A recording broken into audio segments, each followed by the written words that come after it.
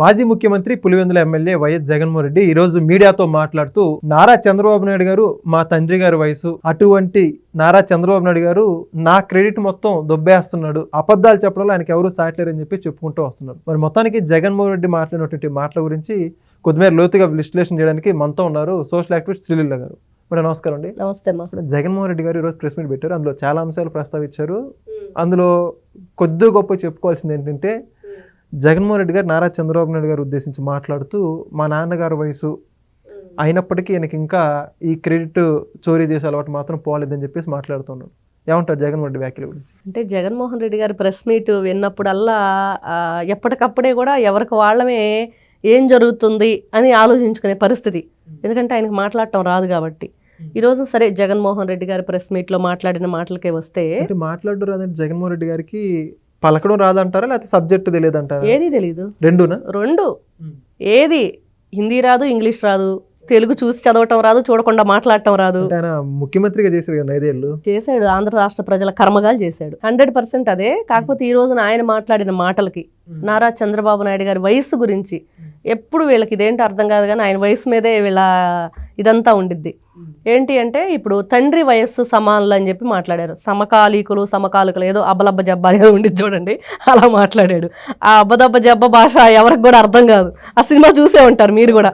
శ్రీలక్ష్మి గారు ఆవిడకి మాటలు రాక అబ్బదబ్బ జబ్బ అంటే బ్రహ్మానందం పాపం ట్రాప్ చేస్తారు. అదే భాష ఈయన ప్రెస్ మీట్ పెట్టాడంటే అందరూ కూడా అబ్బదబ్బ జబ్బ అనుకోవాల్సిందే, ఇంకా వేరేది ఉండదు. మరి ఇట్లాంటి వ్యక్తులు మరి ఏ విధంగా మనం ఆలోచించాలి, వాళ్ళ ఆలోచన విధానం ఏంటి అంటే, అసెంబ్లీ సాక్షిగా కళ్ళు పెద్దవి చేస్తే భయపడతారా, దించు అని మాట్లాడాడు. అప్పుడు గుర్తుకు రాలేదా తండ్రి వయస్సు అని నీకు? మరి వీళ్ళ బూతుల మంత్రి కొడాల నాని ఎందుకు బతుకున్నావు నువ్వు అని చెప్పి మాట్లాడారు. అంటే వీళ్ళకి గౌరవం ఇవ్వటం చేత కాదు, తీసుకోవటమో చేత కాదు. అంటే వాళ్ళకి గౌరవం లేని మనుషులు. మరి ఇలాంటి వ్యక్తులు మాట్లాడేటప్పుడు ఎలా ఉండిద్ది, ఎలా అర్థం చేసుకోవాలి? పట్టాదారు పాస్ పుస్తకాల గురించి మాట్లాడుతున్నాడు. అసలు పట్టాదారు పాస్ పుస్తకం అంటే ఆయన తెలుసా? దేనికి ఇస్తారు అంటే, ఆయన పెట్టింది ఏంటంటే, ఎవరు ఈ జగన్మోహన్ రెడ్డి గారు ఆస్తి సొమ్ము ఒకటిది సోకొకటిది అన్నట్లుగా, మీరు ఆస్తి మీదైతే ఒరిజినల్ నా దగ్గర ఉండిద్ది, డూప్లికేట్ మీకు ఇస్తానని. మరి డూప్లికేట్ పరిపాలన అలా చేశాడు ఈయన. ల్యాండ్ టైటిలింగ్ యాక్ట్ తీసుకొచ్చి మరి ఆ రోజున ప్రతి ఒక్కరికి గుండెలు బద్దలయ్యే ఆ న్యూస్ అనమాట. ఏం జరుగుతుంది రాష్ట్రంలో? మళ్ళీ 2024లో జగన్మోహన్ రెడ్డి వస్తే మన పరిస్థితి ఏంటి అని భయానికి లోనైపోయి ఎవరికి వాళ్లే చెప్పకుండా వెళ్ళి సైకిల్ గుర్తు మీద కూటమి ప్రభుత్వానికి ఓట్లేసి వచ్చారు. ఈ రోజున తిప్పి కొడితే 11కు పరిమితమైన జగన్మోహన్ రెడ్డి మతి భ్రమించి ఏం మాట్లాడాలో అర్థం కాక ఒక భయంకరమైన సిచ్యువేషన్, మేకపోతు గాంభీర్యం మనం చెప్పుకుంటూనే ఉన్నాం. ఆయన పద్ధతి అంతా ఎలా ఉంది, ఎలాంటి ఒక మైండ్ గేమ్ ఆడుతున్నాడు, పొలిటికల్గా ఏ విధంగా ఈ డైవర్షన్ పాలిటిక్స్ చేస్తున్నాడు అనేది కూడా మనకు అర్థమవుతుంది. అది ఇదే మళ్ళీ వస్తాము మేము చేసినవన్నీ. ఈ రోజున ఎంతమంది ఈ న్యూస్ చూస్తున్నారు, ఎంతమంది దగ్గరికి అసలు నిజమేంటి అబద్ధం ఏంటి అనేది తెలుసుకోగలుగుతున్నారు. అవి రెండు కూడా మనం చెప్పగలిగినప్పుడే రాష్ట్ర ప్రజల జీవితాలని మనం బాగు చేసిన వాళ్ళం అవుతాం. ఎందుకంటే కూటమి ప్రభుత్వం ఎంతవరకు చేయగలుగుతుంది? అభివృద్ధి చూసుకోవాలా, గతంలో అన్యాయం ఎవరైతే చేశారో వాళ్ళు చేసిన దాన్ని మళ్ళీ కూడా మరి మొత్తం రీప్లేస్ చేయాలి కదా ఎక్కడికక్కడే. వాళ్ళు అన్యాయం కాబడ్డారు, వాళ్ళకి న్యాయం ఎలా జరిగిద్ది? మరి 1 కాదు 2 కాదు, ఇటు మహిళల పట్ల కానివ్వండి, చిన్నపిల్లల గురించి కానివ్వండి, యువత గురించి కానివ్వండి, కానిస్టేబుల్, ఇటు మనం చూసాం మరి టీచర్స్ భర్తీలు కానివ్వండి. ఈ విధంగా చూసుకుంటూ పోతే రాష్ట్రాన్ని అప్పులు కుప్పగా మార్చేసి మొత్తం దోపిడీలతోటి దౌర్జన్యాలతోటి 30 సంవత్సరాలు వెనక్కి తీసుకెళ్ళిపోయాడు. మరి ఇన్ని విధాలుగా ఉన్నప్పుడు ఈ రోజున జగన్మోహన్ రెడ్డి ఆడే ఈ గేమ్లో ప్రతిసారి నా క్రెడిట్ అంటున్నాడు. ఆయన క్రెడిట్ ఏంటండి? ఏముంది? క్రెడిట్ ఉందా? ఆయన చేసిన పనులన్నీ క్రెడిట్ కూడా చంద్రబాబు నాయుడు గారు చోరీ చేస్తున్నాడు, అసలుకి నాకు ఇవ్వాలి కదా క్రెడిట్ అని చెప్పేసి అంటున్నారు. ఏంటంటారు దాని గురించి? ఆయన క్రెడిట్ని ఎవరైనా చోరీ చేయగలరా? ఆయనే ఒక చోరు. ఆయన దగ్గర నుంచి ఇంకెవరు చోరీ చేస్తారు చెప్పండి? రాష్ట్రాన్ని లక్షల వేల కోట్ల రూపాయలు కొల్లగొట్టి ఈయన రాష్ట్ర ప్రజలకి ఒక కుచ్చుటోపి పెట్టేసి జలగలాగా రక్తం పీల్చేశాడు. జలగ స్మూత్గా లాగేసి తెలియదు, అది మన స్కిన్లోకి చొచ్చుకుపోతున్నా కూడా అర్థం కాదు. బ్లడ్ డ్రాప్స్ పడిపోతూ ఉండిద్ది. మరి అంత దారుణంగా వీళ్ళు ప్రజల రక్తాన్ని పీల్చేసి ఎంతమంది ఆడపిల్లల తాళిబొట్లు తెగిపోవటానికి కారణం అయ్యారు.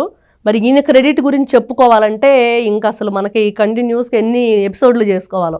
బాబాయిని గొడ్డల పోటుకు బలి చేసేసారా, పినతల్లి తాలిబొట్లు దించేశారా, మరి బాబాయ్ కూతురు ఈ రోజు ప్రైవేట్ సెక్యూరిటీ పెట్టుకునే పరిస్థితి, ఆవిడ ప్రాణాలకు కూడా హాని, ఆవిడ మీదే తిరిగి కేసు కన్న తండ్రిని చంపిందని. మరి తల్లి చెల్లి అన్న వదిలిన బాణం షర్మిల ఈ రోజున బూమరాంగ్ అయింది. మరి వాళ్ళిద్దరిని బయటికి గెంటేశాడా? ఆ క్రెడిట్ అంతా ఎవరు చోరీ చేస్తారు? ఒకటా రెండా? మరి ఇసుక mafia, land mafia, wine mafia, ఇవన్నీ కూడా జగన్మోహన్ రెడ్డి గారి క్రెడిట్సే. మరి ఆ క్రెడిట్లు ఎవరైనా చోరీ చేయగలుగుతారంటే ఎవరికి అంత ధైర్యం లేదు. ఎవరు కూడా దాంట్లో అసలు ఇన్వాల్వ్ అవ్వలేరు. ఈ రోజున క్రెడిబిలిటీ ఎవరిది?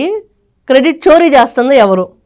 ఎవరి క్రెడిట్ని ఎవరు చేస్తున్నారు? రాష్ట్ర ప్రజలు తెలుసుకోవాల్సింది ఏంటంటే 2019 నుంచి 24 మధ్య ఏం జరిగింది. మరి ఈ రోజున అసలు జగన్మోహన్ రెడ్డి గారికి నిజంగా ఈ మీటింగ్ పెట్టే హక్కు కానీ, రాష్ట్రం గురించి మాట్లాడే హక్కు కానీ, పట్టాదారు పాస్ పుస్తకాల గురించి అసలు ఆ పలికే హక్కు కానీ ఆయనకుందా? ఆ రైతుల జీవితాలతో ఏ విధంగా ఆటలాడాడండి? అమరావతి రైతుల జీవితాలతో కానీ, రాష్ట్ర రైతుల జీవితాలతో కానీ ఆయన ఆ ఆస్తి ఏమో వాళ్ళది, నువ్వేమో శుభ్రంగా అప్పనంగా దోచేయడానికి రెడీ అయిపోయావు. నా పట్టాదారు పాస్ పుస్తకాల మీద నీ ఫోటోనా? నువ్వు కొన్నావా నీ జేబులో డబ్బులు పెట్టి?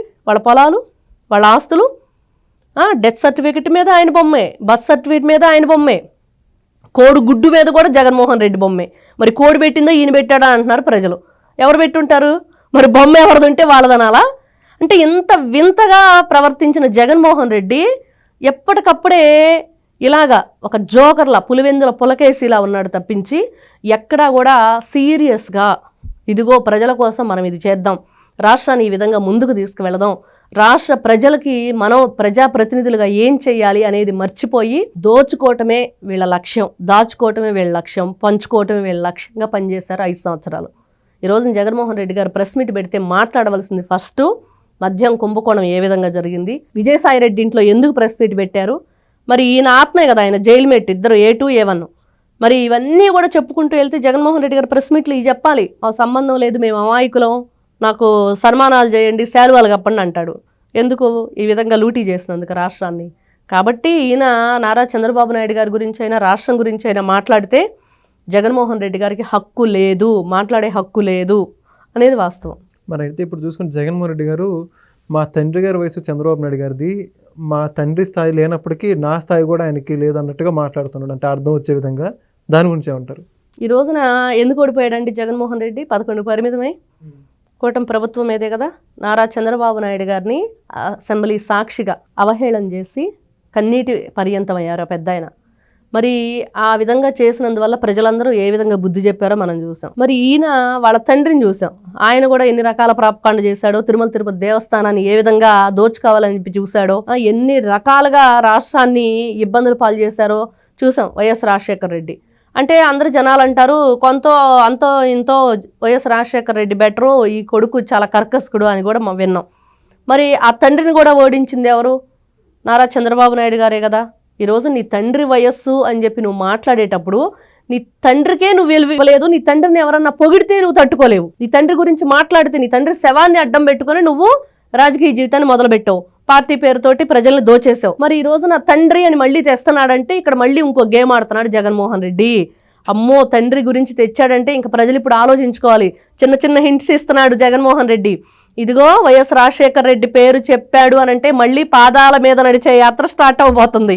మరి ఆ పాదాల మీద నడిచే యాత్ర గురించి మళ్ళీ ఇంకో ఎపిసోడ్ చెప్తాడు జగన్మోహన్ రెడ్డి, ఖచ్చితంగా ఉండిద్ది. ఎందుకంటే ఈయన ఒకటేనండి, తండ్రిని అంతకుముందు మీరు సాక్షి పేపర్ గమనిస్తే కనుక తీసేశాడు రాజశేఖర రెడ్డి ఫోటో, మళ్ళీ ఎల్లో పెట్టేసి అక్కడ రాజశేఖర రెడ్డి ఫోటో పెట్టడం స్టార్ట్ చేశాడు. మళ్ళీ వాళ్ళ తండ్రి బొమ్మని ఉపయోగించుకుంటున్నాడు. అంటే ఈ రోజున ఈసారి ఇంక మళ్ళీ ప్రజలు నమ్మరు. కాకపోతే ఆయన గేమ్ ఏ విధంగా ఆడుతున్నాడు అనేది మాత్రం ప్రజలకు చెప్పాల్సిన బాధ్యత ఆంధ్ర రాష్ట్ర పౌరులుగా అందరి మీద ఉంది.